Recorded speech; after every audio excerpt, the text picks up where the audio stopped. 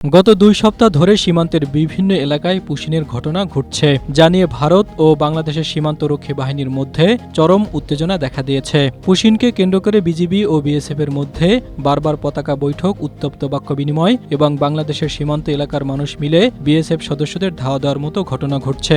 গেল মে মাসের শেষ দিক থেকে জুনের প্রথম ভাগ পর্যন্ত সীমান্তের অন্তত ২০টি পয়েন্টে ২০০ জন মানুষকে ভারতের সীমান্তরক্ষী বাহিনী বিএসএফ বাংলাদেশের দিকে ঠেলে দেওয়ার চেষ্টা করেছে। বিজিবি বলছে, ভারত সীমান্তের কাঁটাতারের বেড়া বরাবর সীমান্ত সড়ক রয়েছে এবং কাঁটাতারের বেড়ার বিভিন্ন জায়গায় গেট রয়েছে।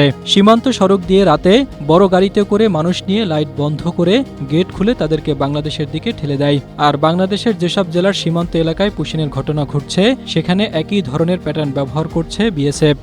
স্ট্রবেরি সুপার ডটেড ও ক্লাসিক ভ্যারিয়েন্ট সেন্সেশন জাগুক শিহরণ।